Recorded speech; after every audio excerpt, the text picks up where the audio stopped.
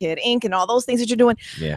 They said you worked over 40 to 50 songs for this particular project. Well, how do you decide what you're going to use? Well, where we are now, I say is roughly about 40 songs. Some of them are not finished. Okay. So you can't really consider them full songs. But, you know, when I'm done, you know, I go through a process of, you know, trial and elimination. Mm-hmm. Some songs will make it. Some songs will go into a vault, and later on I'll be able to release them. But, you know, unfortunately, where we are in time, people kind of focus on whatever you put out there. If you decide to make it an album, it's on you. Right. But, you know, on SoundCloud, so on and so forth, you can drop all kind of records. But yes. I still do believe in the magic of an album coming together. So this next project is really about bringing all of what I've done over the last some odd years together, so that everybody enjoys a little bit of the album. It's not going to be fragmented. That may sound like what it is, but no. Mm-hmm. You know, for people who don't necessarily understand my true R&B essence, they got something with Good Kisser. You know, and Hearing I Don't Mind, which is a new record, it's a little bit younger. Right. When you hear She Came to Give It to You, it feels a little bit more classic. So there's a different mixture. So you pick a little from each one to complete the album? Yeah, and it all comes together in the end, yeah. Who's your sounding board? Do you call somebody like your mom or your boys or your girl and be like, yo, listen to this one? Or do you just kind of go with your gut? No, of course. I mean, when we start going through the trial and elimination, there's an entire, you know, team that comes together and we talk about it. Mm-hmm. Mark Pitts, yeah. who has been my NR, as well as head of urban music at RCA, I really do look to him to make sure that we, you know, every move that we make, that we're locked in hand. My homie and Ears, Keith Thomas, mm-hmm. Is another cat that definitely has been supportive as well.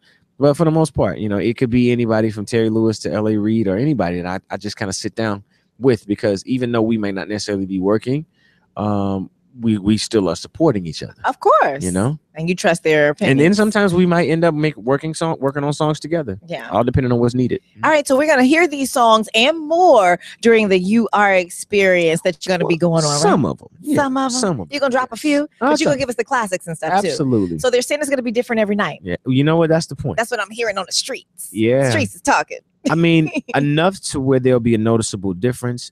Yeah, I mean, there'll be the consistency of getting the songs that you want, but they may be reconfigured. Right. There may be a different way of introducing it. There may be a splash here, you know, a cover here. There may be a special guest, as you just made mention of the fact that I have so many features that I've been doing, as well as older features that I've done. So when I have those opportunity to bring those acts out, I want to give them a little moment to enjoy the stage as well. Absolutely. Do you have one particular song that's your favorite to perform? That's yours? I really do like Lovers and Friends, mm-hmm. and I love There Goes My Baby. Yes. Yeah.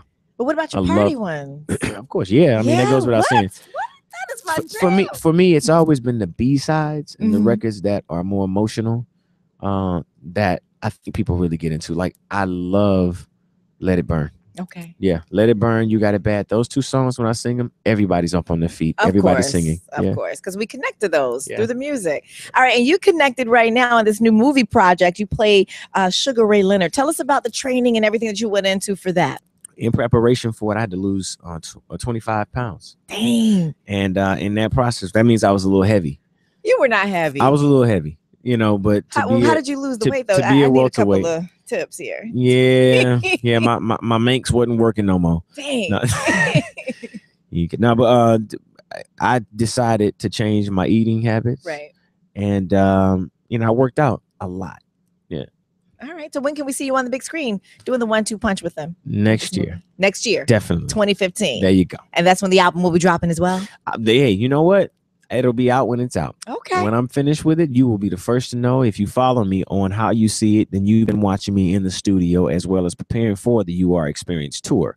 But I definitely do plan on getting back focused and getting it out, if not by the end, next year. All right. At the end this year, then it'll be the top of next year. Got you. I'm just in no rush. I want to take my time. We ain't rushing you, baby. We need perfection. Perfection takes time. Yeah. It's better when you take your time doing it. Really? Yeah. Break it down. Always. It's better when it's slower.